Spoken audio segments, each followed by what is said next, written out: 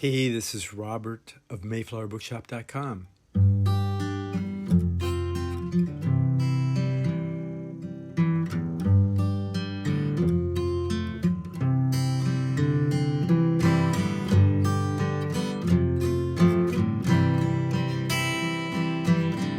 I'm here to talk about the 3-minute meditation that could save the world. It could save your world. I think 3 minutes a day of meditation is all we need.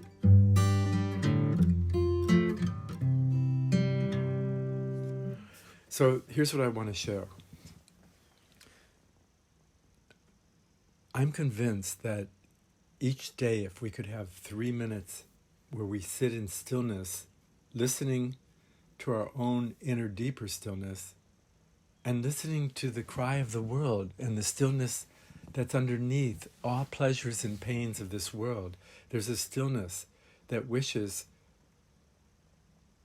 that peace, joy, lasting happiness, co-creativity, divining the divine, holy, good, true, beautiful in each of us could come, go and come again. And so what is meditation? What does it mean to meditate for 3 minutes a day? It means that first thing in the morning, last thing at night, maybe in the middle of the day, maybe all three of those, that we sit up straight, let go of our breath, and take a deep breath into our stillness. And from our heart, observe, what is meditation? Well, meditation is kind of a mediating. Meditation means to, mediate, me die, and eat of the truth. In old terms, eat of the truth of the tree, the fruit of the tree of knowledge, right? Or is it the tree of life, Intellectuality about these things is the booby prize. When you don't get it, when you don't really live it, when you're not really being it, when you're not still here for it, when you're not ever becoming in some new way to apply yourself to everybody else's becoming in a new way, in the new day. Meditation is to mediate heaven and earth. Meditation is to mediate from our heart, mind, intelligence, feel.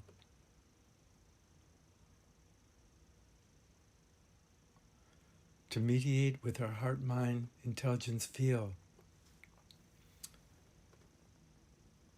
The starry rhythms, the eternal breath of this world,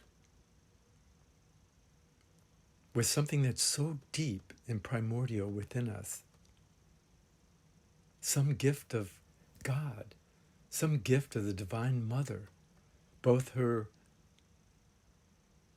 matrix womb of the heart, where heroes are born, virtues are renewed,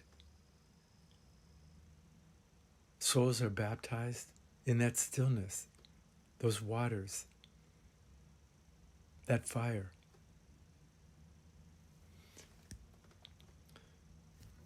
So to really get down to it, when you really meditate, it's kind of an experience. It's an experience of like nothing happening while you're still aware.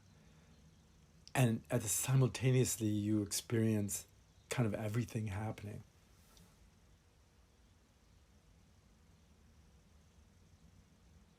And all of our obstacles of fear and grabbing and grasping and running and to or from cease.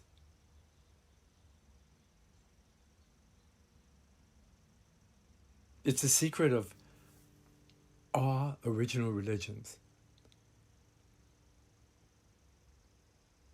A God that is forever unknown. When we say God, when I say God, some kind of holy innocence and inner sense that's beyond form and appearance and thinking and feeling and name and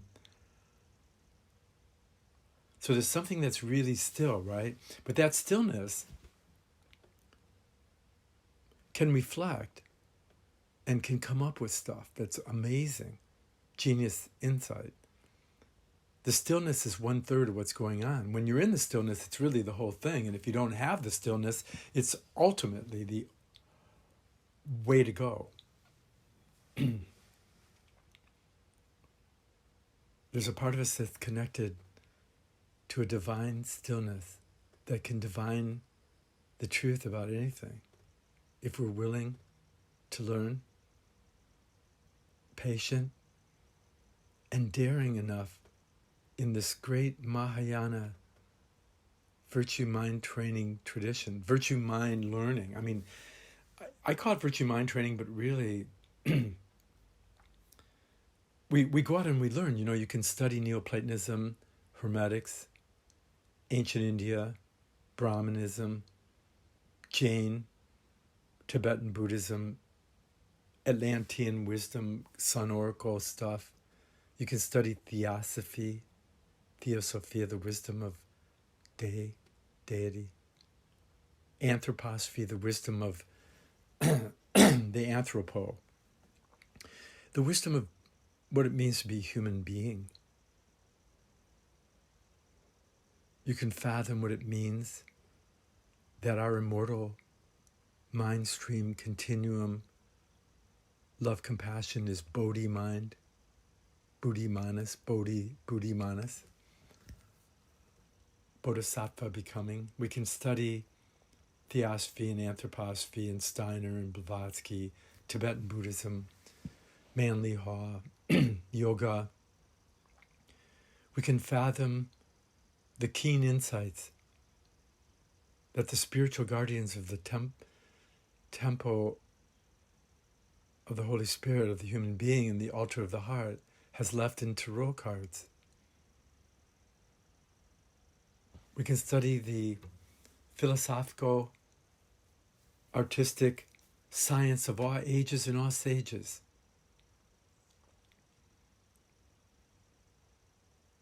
And then we bring to it our experience and the experience of others. Digested in our stillness and silence. Each day we wake up, sitting up straight, taking a deep breath. Seated in our heart, we fathom what the cosmos taught us when we were sleeping, when our ego and astral body were out of our physical and etheric body, and we were voyaging in the spirit worlds at night, or in our meditation, in our deep stillness.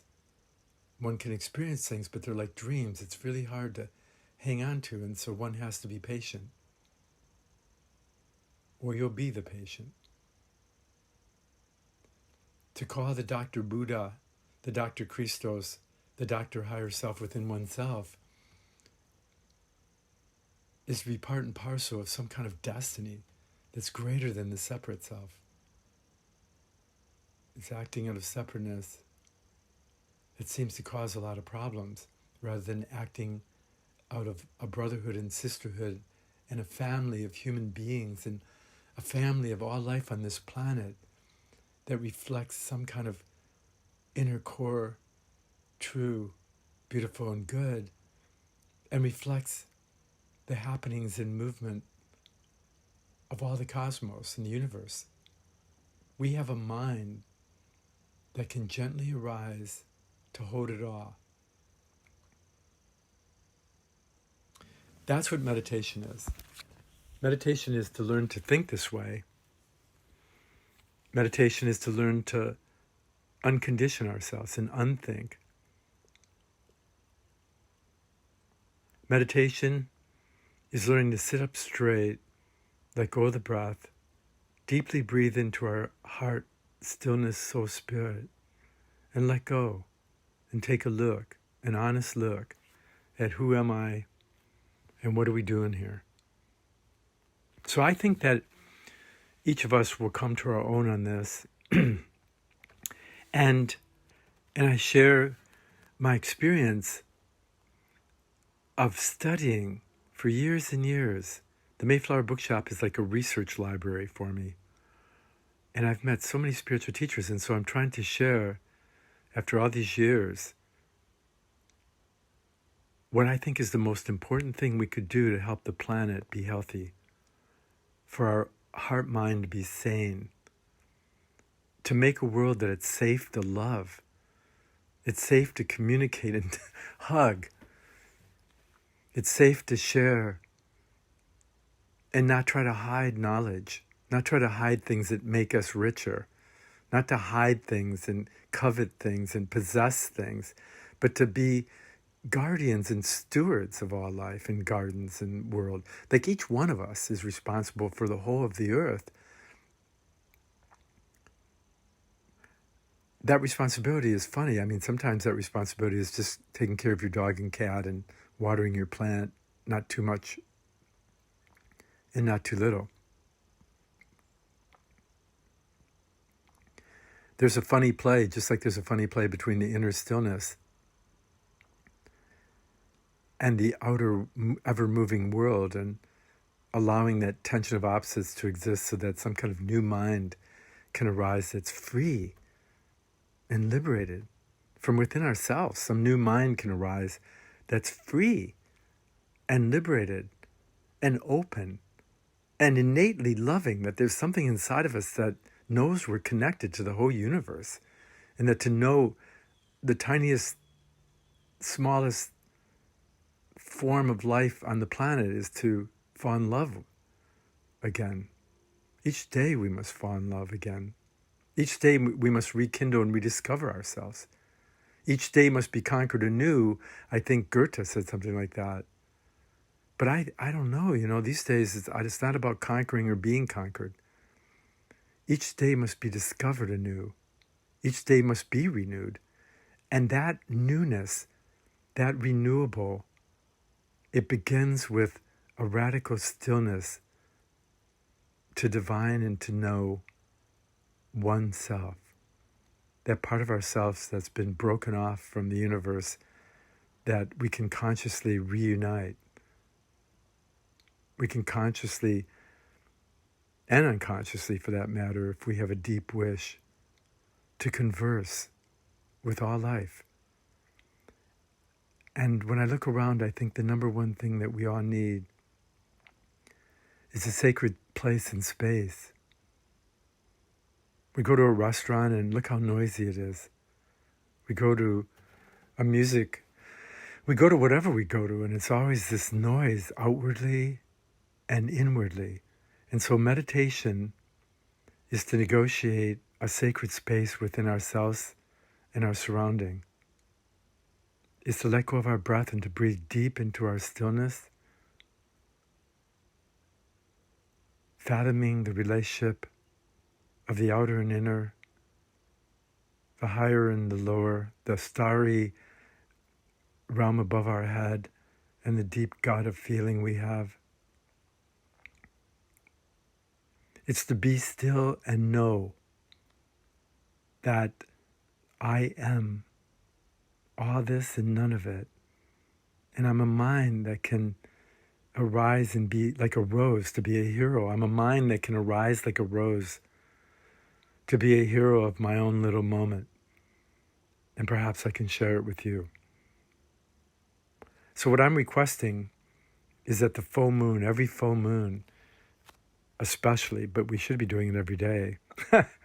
Every new and full moon at minimum, and maybe somewhere in between, just like in the morning and at evening and in the day, to sit up straight and be still and listen with our deepest heart, to see a forever new way to go.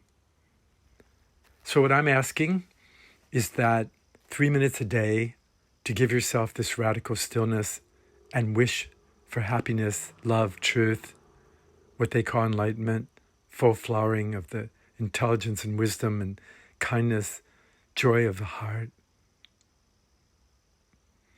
What I'm requesting and calling you to do is to meditate every day, 3 minutes a day, for world peace starting with you, to listen deep in your heart, to meditate every day for 3 minutes. So you can get that I've been doing all these little meditation vignettes. Some are longer and some are shorter. I'm trying to make it really simple. Each one of us has to hold still for 3 minutes a day. And as we approach the winter solstice and the turn of the year, and now here we are in October with a rough full moon coming up astrologically, it's really important. Let's meditate 3 minutes a day. And if you do nothing else but have nothing happen, everything is possible. Bless your heart, garden your heart, water your heart, fire up your heart, listen to your heart. This is Robert of MayflowerBookshop.com.